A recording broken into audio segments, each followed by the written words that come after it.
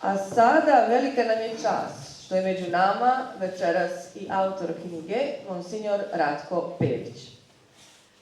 S nestrpljenjem očekujemo vašu riječ, pa izvolite. Hvala vam.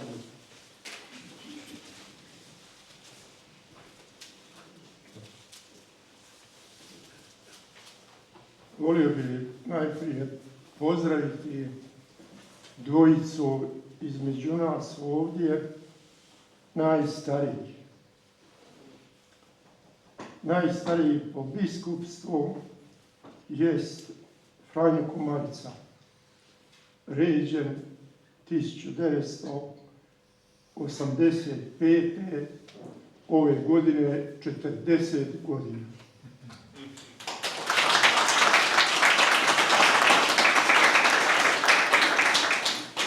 On je za svoje geslo izabrao jednu rečenicu Mojsija, vođe židovskog naroda iz Egipta. I doživio je jednu od četrdesetnica Mojsijevih. Mojsije je imao 40 godina u Egiptu, pa 40 godina u pustinji sam, pa 40 godina vođa židovskog naroda kroz pustinju u obećanu zemlju. Nije dočekao jer je pokazao nevjeru. Franjo je isto tako doživio, evo 40 godina sa svojim geslom i najstariji od biskupa među svima nama, od početka, od Štadera, evo do posljednjega Relote, koji još nije zamijenjen, zaređen za biskupa, ali je već imenovani biskup. A drugi je najstariji po godinama života, fra Velimir Blažević.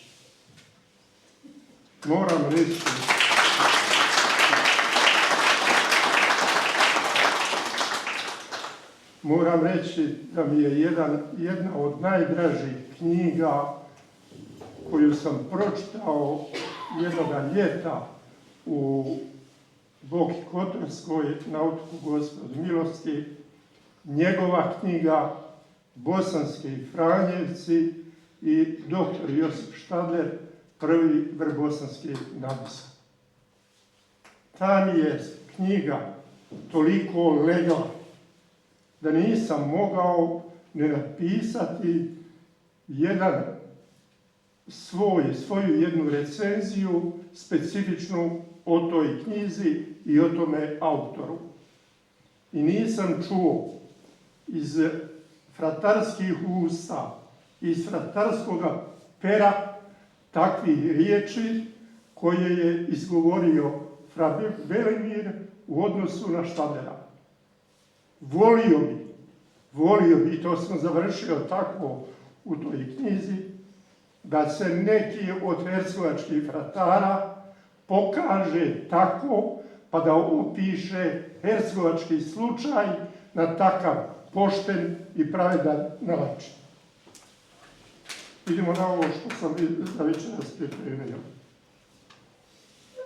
Naslov je Štadlerova Mariologija. Najprije studij Mariologije. Školske godine 77. na 8.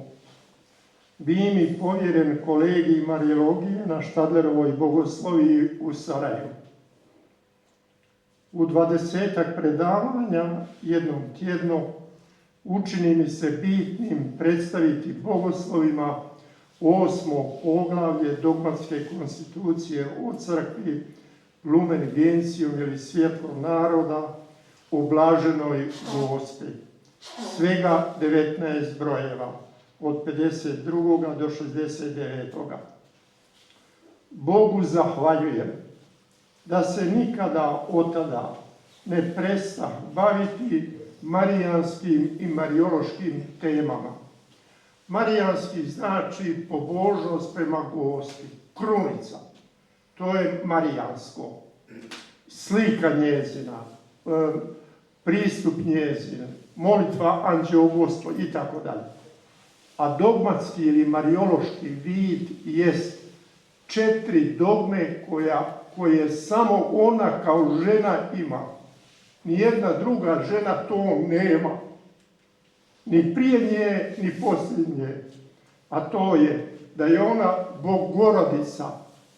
Drugo, da je ona djevica majka. Djevica Bogorodica. Treće, da je ona bez grijeha začeta. I četvrto, da je uznesena na nebo. Evo, te kvalitete nema nijedna žena nego majka Božja. O toj majci Božjoj bit će ovdje uglavnom riječi. Iz tih predavanja koje sam imao, nasta više knjiga, tebe ću Doželjko pozdraviti na kraju.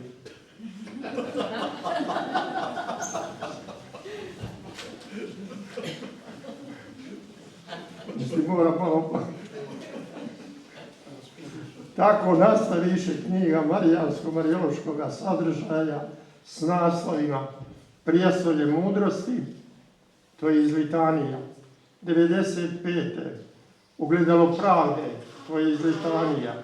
2001. Isusova majka ili majka Kristova, svejedno je, to je 2015. iz Litanija. Biskup Žanić u Međugorju 2021. tu sam već otišao u penziju i Djevice premudra prošle godine 2024.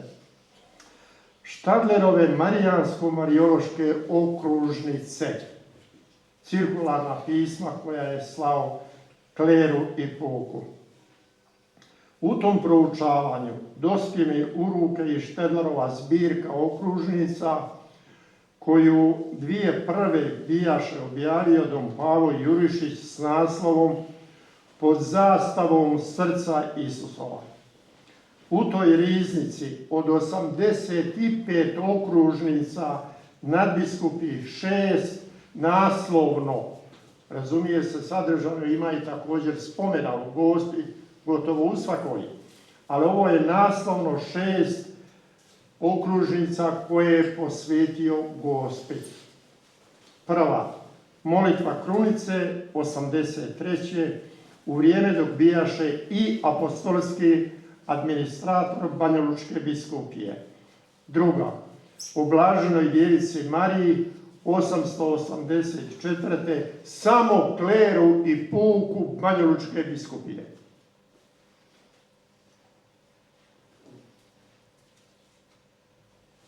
Treća, bezgrešno začeće blažene djevice Marije, 904.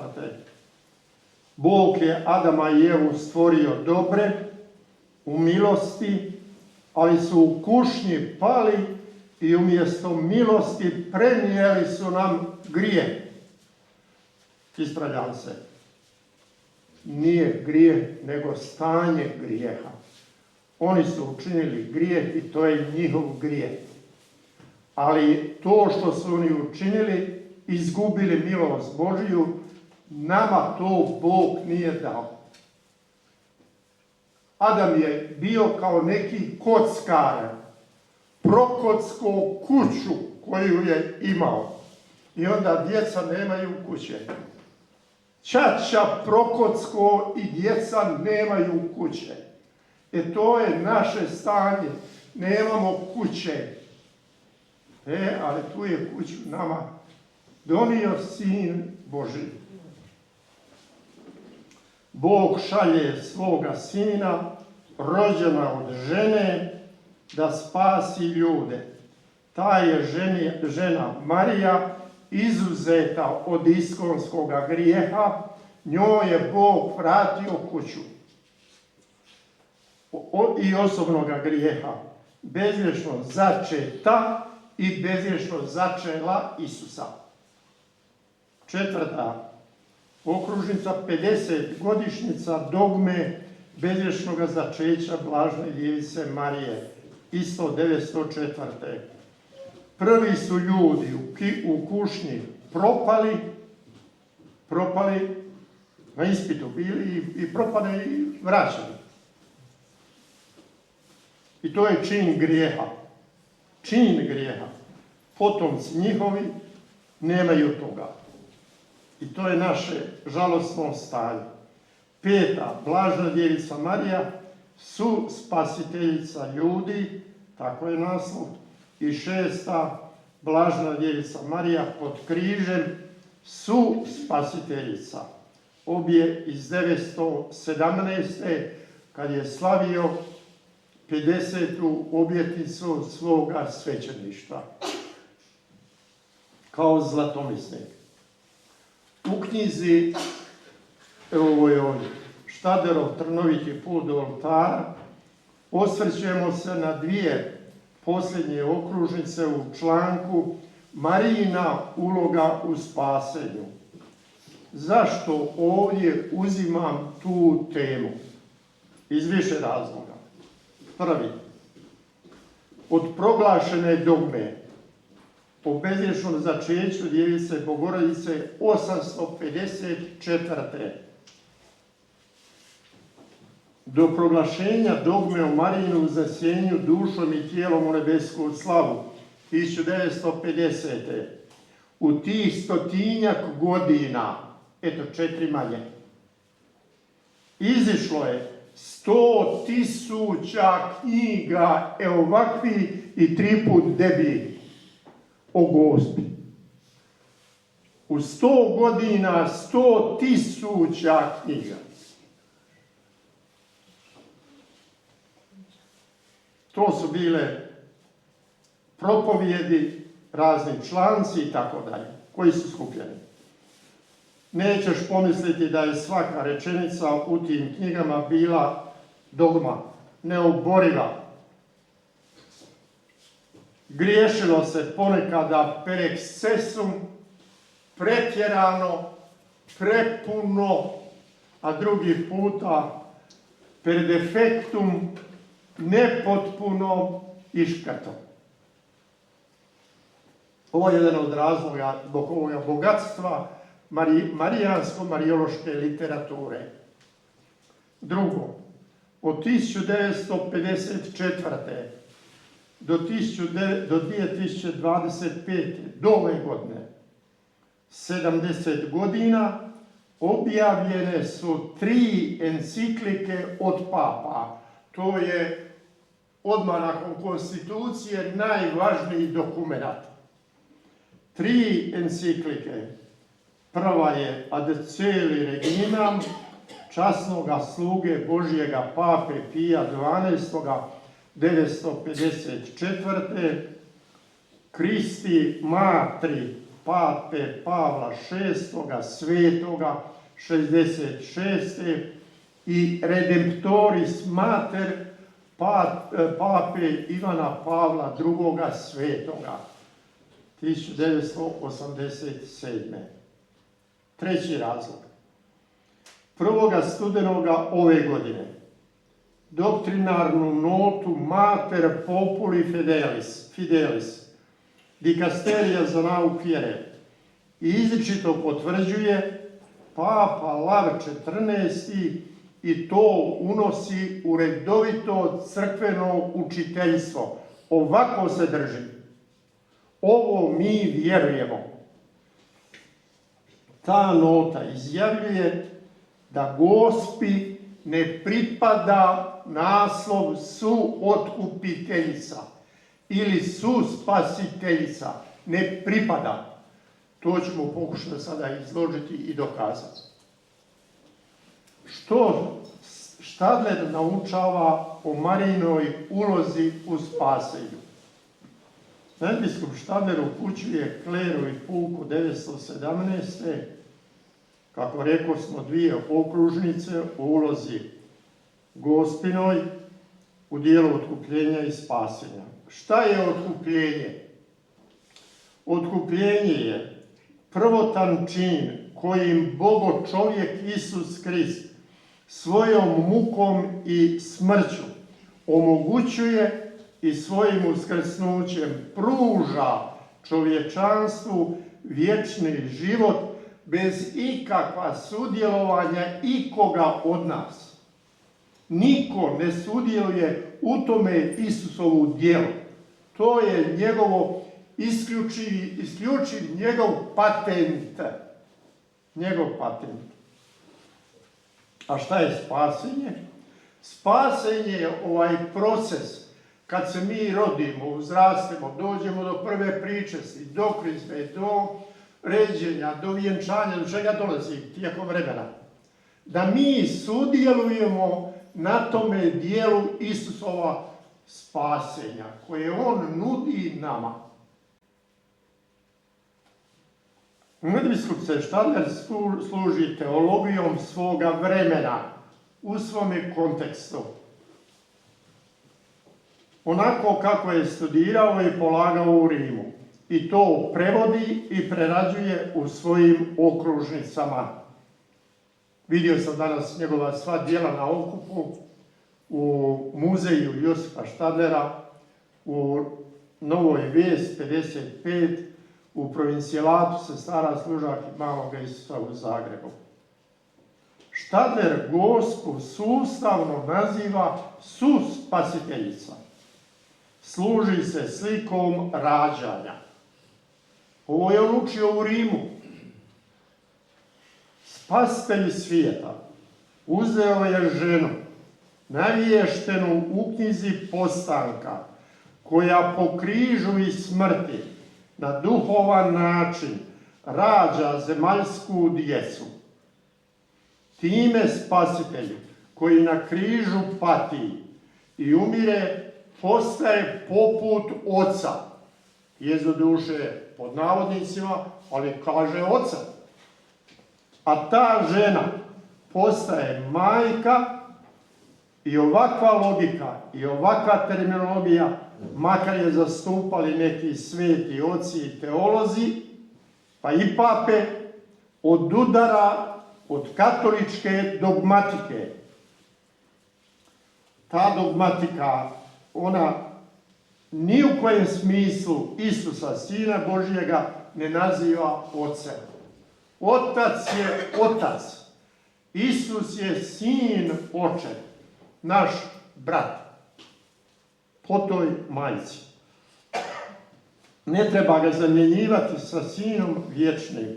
Stoga se Marijino sudjelništvo na Kalvariji ne može nazivati suotkupiteljica, ni suspasiteljica, jer da Gospa kojim slučajem je preminula, dok Isus bijaše u Nazaretu još u dobi do 30. godine, dok nije pošao javno propovijedati, da je Gospa umrla, kao što je poslije prilici umro sveti Josip, tako pretpostavljamo, sve bi Isus savršeno obavio bez nje. Jer ovako, to je otkupljenje. To je otkupljenje. I zato njoj ne pripada suotkupiteljica. Ona stoga, da, Gospa kojim slučajem, dakle, preminula ne bi bila, dogodilo se to u savršenoj ponenji. Ona stoga svojim majčinskim bolovima niti što pridonosi, niti što oduzima od Isusova djela. To je isključivo Isusovo. I to toliko mene uvjerava i to toliko čvrsto vjerujem u to. Isus je jedini otkupitelj, jedini posrednik i jedini spasitelj čovječanstva. To ponavlja Pavao, to ponavlja Sveto pismo, to ponavljamo do dana današnjeg. To ponavlja drugi Vatikanski koncil, to ponavlja Benedikt XVI i to ponavlja Lav XIV. Prema tome, ne može se Gospa ni u kojem smislu nazivati ni suotkupiteljicom, ni suspasiteljicom, kao da bi ona svojim mukama i bolovima dodala koji djelić i svoj muci i smrti. Drugi nadbiskupov dokaz, vidjeli smo da ovaj prvi u svome vremenu, od svojih profesora, u skladu sa općom više marijanskom nego li marijološkom. Vratit ćemo se još na to. On navodi dvojicu velikih teologa, Svetog Augustina, crkvenog naučitelja iz 5. stoljeća, koji doslovno kaže: Marija je samo tijelom pokraj križa, a duhovno je ona na križu Isusovu. Te se sin i majka, dvije žrtve na istom oltaru. Dvije žrtve na istom oltaru. Augustin. Ali srećom on je napisao retractaciones, opovrgnuća, poreknuća. Dok sam bio mlađi ovako sam pisao, a sada u 70. i 74. korigiram, ispravljam i ovako je. Pa zato je svetac, što se bio kadar korigirati, a ne da zavre, pa i na času smrti izgovara iste riječi koje je izgovarao kao mladovisnik. Sličnu misao potvrđuje i sveti Bernard, crkveni naučitelj iz 11. stoljeća.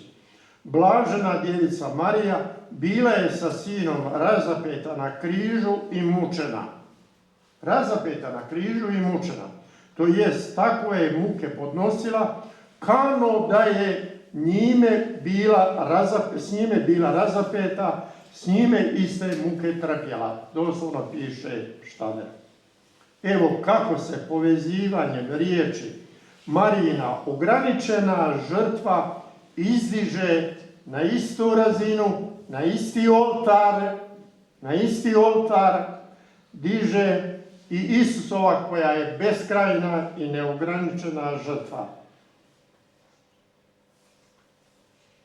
Ne činimo nikakvu uslugu blaženoj djevici Mariji, pa od koga god rečena, ne činimo nikakvu uslugu Gospi ako je uzdižemo na rang Božice.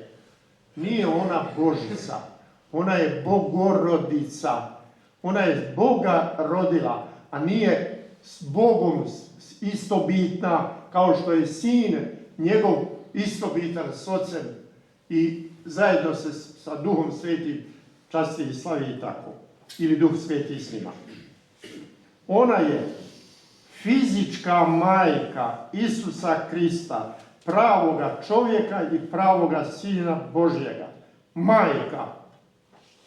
U njemu se prigodom utjelovljenja božanska narav sjedinila s ljudskom naravi u božanskoj osobi Sina Božjega.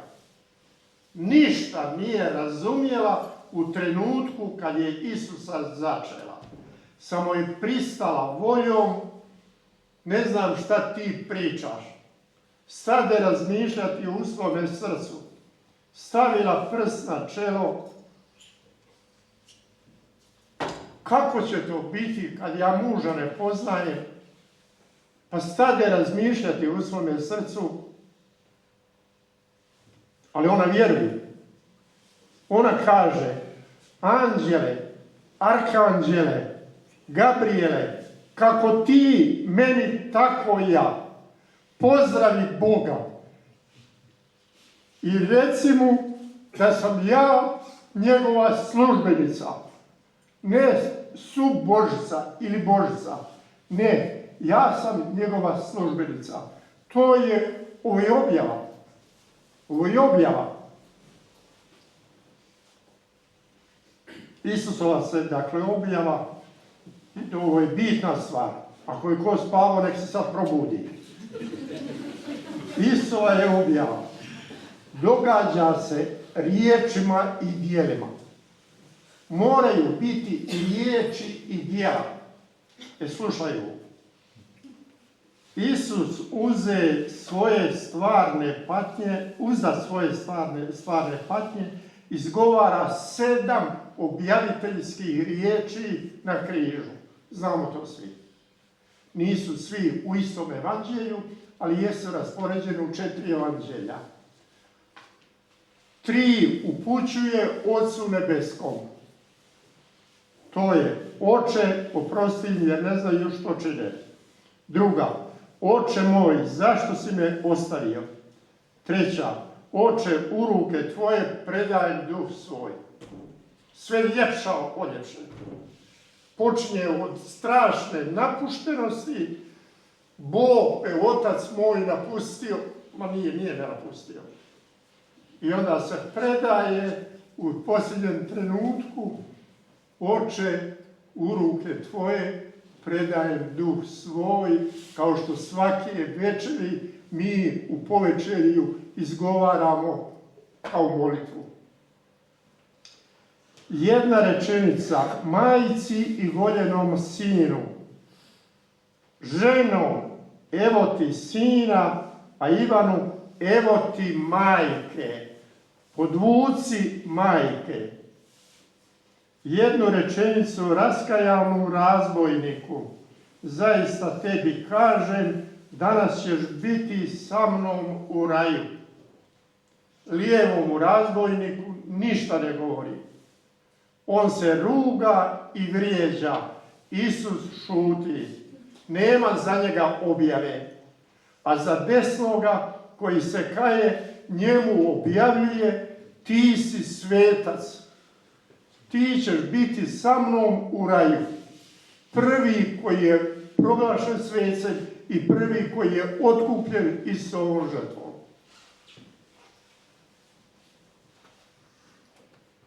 Druge dvije rečenice odnose se samo na Isusa. Žedan sam. Oni Bože bolje pretekoše da mu daju octa, da ublaži svoju žeđe. Ma nije to. Ja sam žedan ljubavi Božje. Ja sam žedan kajanja poput ovoga dizme. To ja hoću. To ja želim. I druga, dovršeno je. Svršeno je. Oče, završio sam djelo koje si mi povjerio. 8 sati, 8 godina, 80 godina, završio sam što si od mene tražio. Odličnim položajem.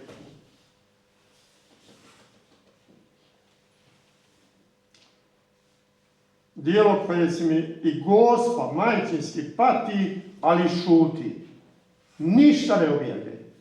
Pa daj zapamti ovo. Ona ništa nije rekla na Kalvariji. Pa i to je Božje. Pa i to je Božje. To da pati. Pa pati, razumije se.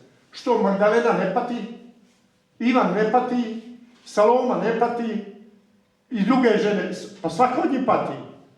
Svaka na svoj način. Razumije se. I to prihvaćamo. I to je stvarno. Ali Gospa, da je ona rekla koju riječ, kao što je rekla u Kani Galilejskoj. U Kani Galilejskoj je vrlo fino rekla. Kad je vidjela tamo kako nemaju vina, onda je otišla Isu i Isu je rekla, nemaju vina. Kaže on njoj, pa ženo, šta ti imaš veze s tim? Zašto ti meni to govoriš? Ako se čovjek htio ženi, trebao je nabaviti vina, početi ima 2 godine skupljati vina i kupovati i vinograde graditi. Zašto se nije pobrinuo? Kakav je to čovjek? Čovjek organizira svadbu, nas 5 zove, tebe zove, a nema vina. Pa ko je to vidio? Nije Gospa to razumjela tako. On je njoj tako rekao, pa šta je tu? Pa šta je to za mene? To je sitnica. On je osmijehom, usnama, okom, mami rekao, ma ja ću nešto učiniti. I ona se vrati i kaže ovima, čujte, što vam god rekne onaj ondje, samo to radite. To je objava. To je Gospa. Gospa upućuje na Isusa. Ona je kažiprst, kao što je kažiprst Ivan Krstitelj, upućuje na Isusa. Idite k Isusu. Njemu se obratite. Što vam rekne, učinite. Ja činim ono što on hoće. Nauka Drugog Vatikanskog sabora.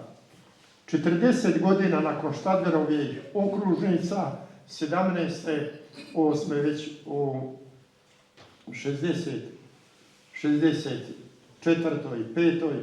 Drugi Vatikanski koncil koji Blažnoj Djevici Mariji ne posvećuje poseban dokument, kako očekivahu maksimalisti, nego nauku i pobožnost u odnosu na Gospu stavlja u dogmatsku konstituciju, kao što spomenusmo.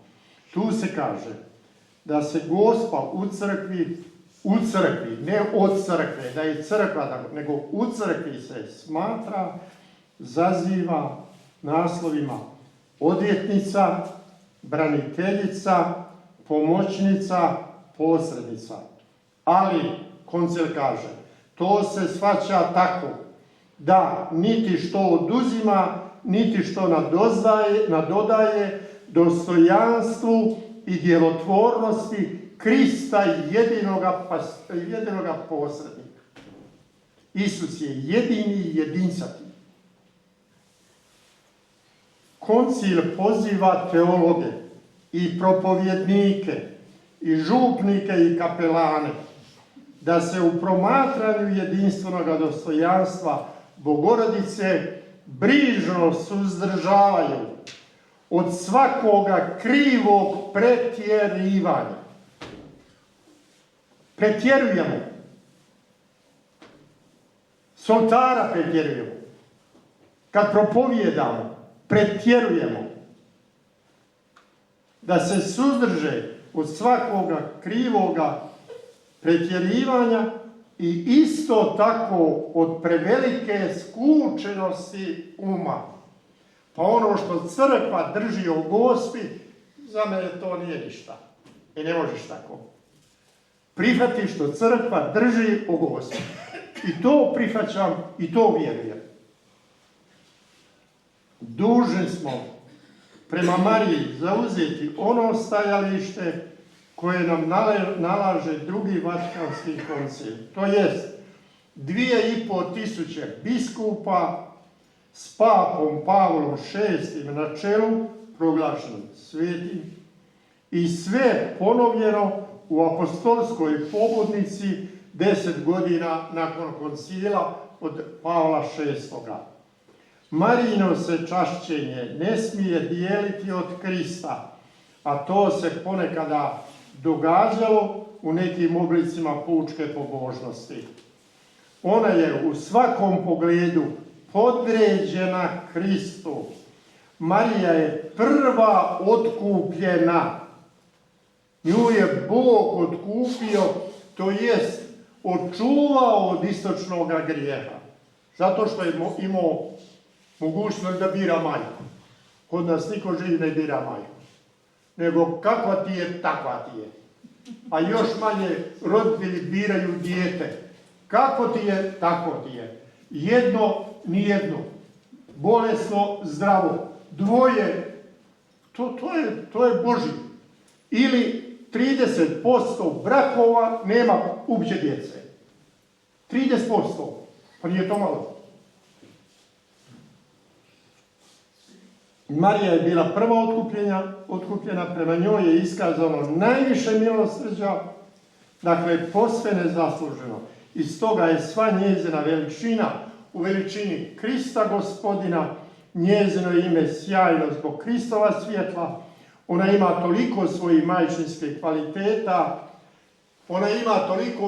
majčinskih kvaliteta, da joj ne treba pridavati božanska svojstva. To Bog ne dopušta, niti ona ponizna službenica Božja.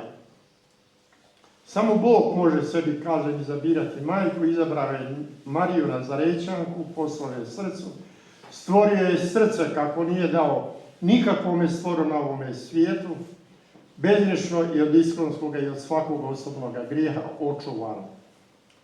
Nikada nije bilo grijeha u njezinom srcu, ali to njezino ljudsko srce beskrajno je manje od božanskoga srca njezina sina. Nitko na ovome svijetu nije bio uz Isusa tako prisno, tako svjesno vezan što je to bila njegova majka Marija. Ali ona je samo fizička majka Isusa, Sina Božjega, Dakle, Bogorodica, a nije nikakva Božica, ni subožica, ni suotkupiteljica, ni spasiteljica. I ne može ni običan čovjek, a kamoli svećenik s oltara. Molim vas, svi drugi zatisnite se u uši, a samo ovo svećenicima riječ. Kad kaže s oltara, neka vas blagoslovi Bog i Gospa. Kako tako govoriš? I Gospa je kao Bog. I Gospa ima blagoslov ko što ima Bog blagoslov. Umjesto da kažeš, neka vas po zagovoru Blažene Djevice Marije blagoslovi svemogući Bog, Otac, Sin i Duh Sveti. Neka te čuva Isus i Marija. Kako tako? Imamo dva čuvara. Jedan je čuvar Isus, drugi je čuvar Marija. Pa to ne voli Gospa tako reći. Gospina je uloga da ona uputi na Isusa, kao što smo rekli, kao što je objava rekla. A nemoj se ti pametnim praviti s oltara od Isusa.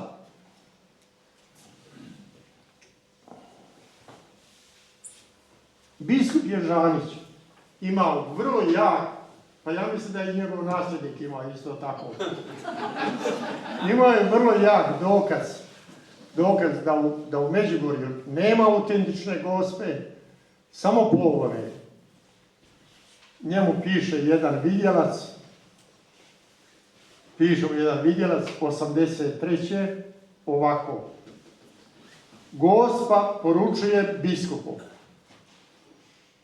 neka se obrati Međugorju i neka prizna Međugorje.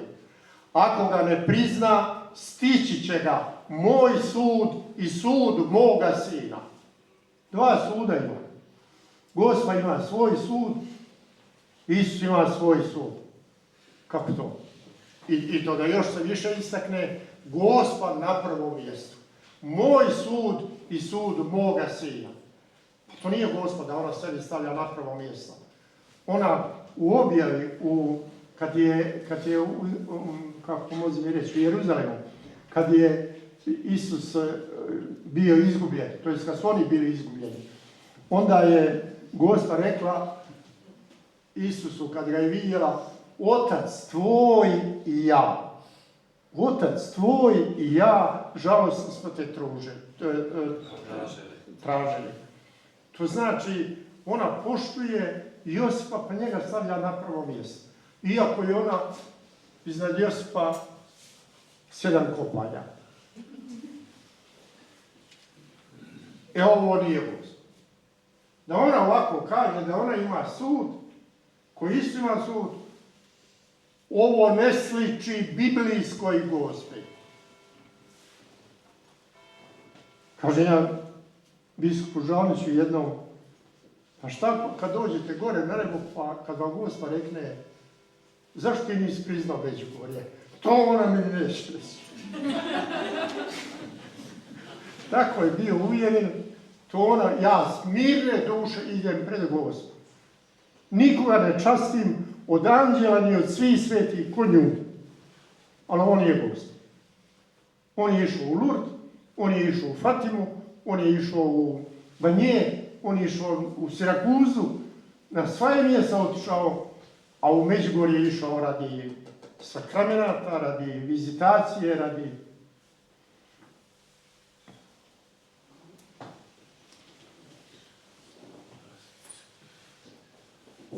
Gospa sebe stavlja, dakle, na prvo mjesto. Samo je ona imala sve te milosti. Samo je nju Bog odabrao i obdario svim tim karizmama. Ali nije to Bog učinio samo radi sebe, samo radi nje same, nego i radi nas, ljudi, i radi našega spasenja. Naslov otkupitelja, spasitelja, posrednika između Boga i ljudi pripada isključivo Kristu Gospodinu. A ona je izvrsna suradnica, prenositeljica te milosti spasenja nama. Po Božjoj odluci, načinu i djelu. Isus je na Golgoti zaželio, predajući svoju majku Ivanu, a Ivana majci kao sina, da svi mi budemo duhovna djeca Marijina, a Marija duhovna majka naša, majko Božja. Zdravo Marijo, milosti puna, Gospodin s tobom, sveta Marijo, majko Božja. Zdraga srca izgovara, i to je punina srca, i to je najljepše, to je dogma njezina. Bogorodica, to je dogma, to je Bog proglasio da je tako. Potvrdio.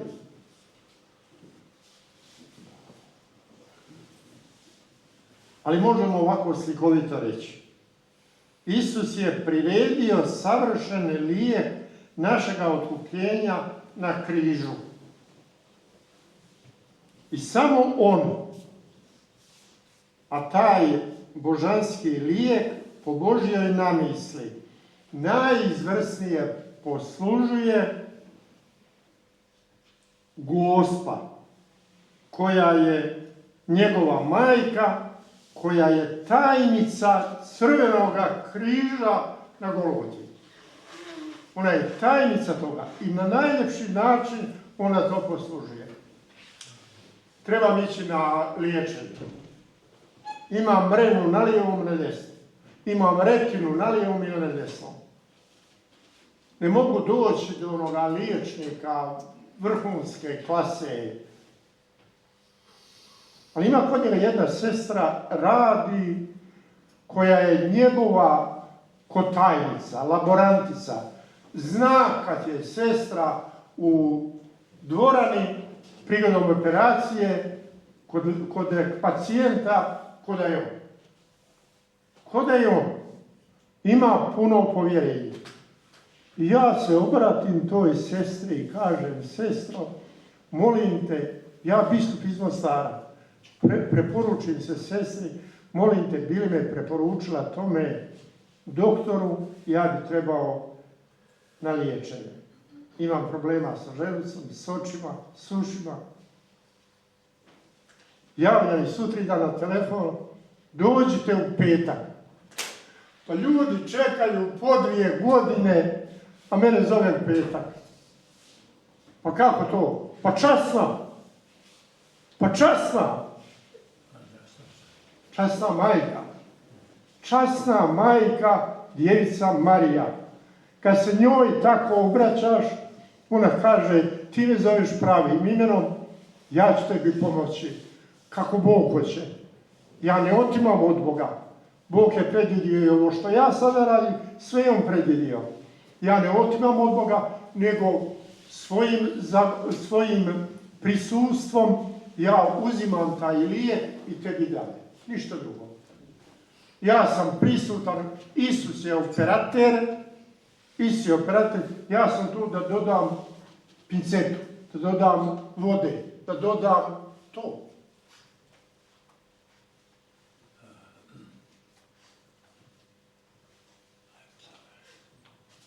Hajde, malo ću preskočiti. Majka. Marija je u Novom Zavjetu izričito spomenuta kao majka Isusova ili majka njegova 19 puta. 19 puta je spomenuta kao majka. A nije ni jednom kao suotkupiteljica. Nije ni jednom.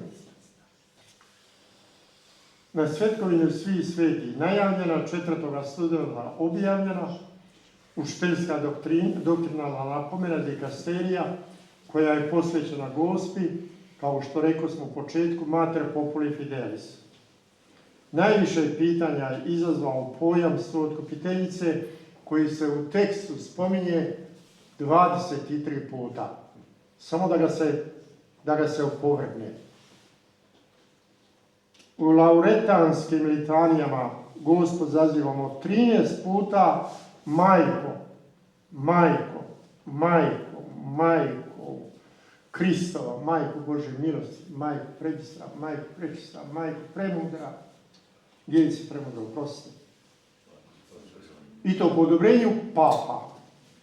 Nijedan se papa nije usudio do sada, iako ima koji su to govorili, u enciklikama i u pismima, da unese i da kaže majko suotkupiteljice, Isova suotkupiteljice. Nije ovdje. Staneš tu. Ne možeš tako. Ti možeš privatno reći ovako, ko što onaj kaže s oltara, neka te blagoslovi Otac, Sin i Duh Sveti i Gospa. Eto ti četvrta.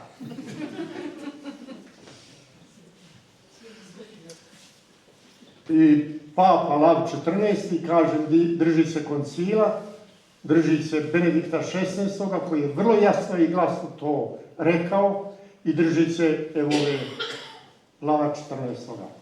Zašto tako Isus postupa u odnosu na majku? Ne znamo. Mogli bismo ovako razmišljati.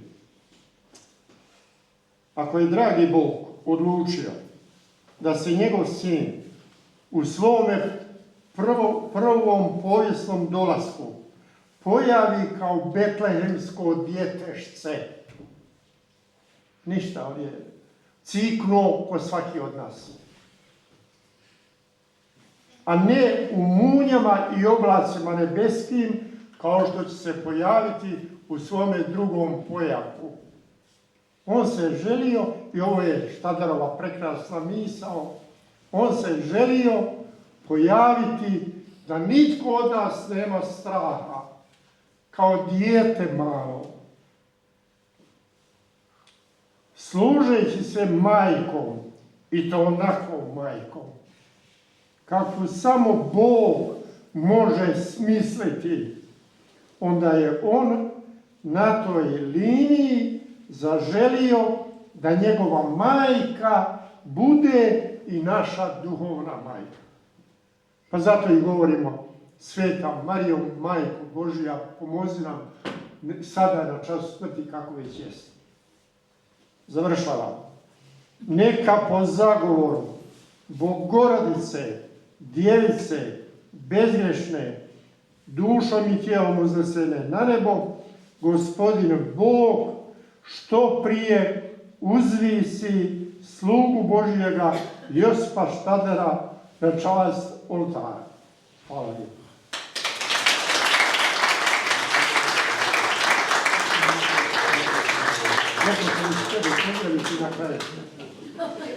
Evo, pozdravljam vašega biskupa, svoga nekadašnjega tajnika i generalnog vikara, pa je čak neko vrijeme bio i u Rimu, u Svetom Jeronimu, kao vicerektor. Meni se pokazao izvanredno poslušnim, pa zato je valjda napredovao. Ne znam kako vas sluša.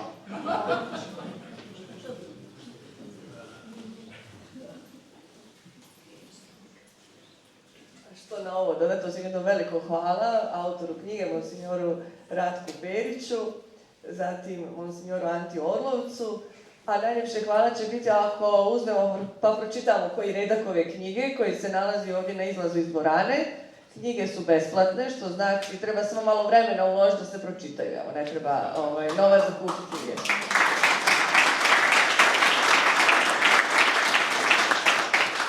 A sada, evo, ovo je kraj, pa evo, nastavit ćemo još malo sa druženjem ovdje u dvorani. Hvala lijepa svima. Hvala.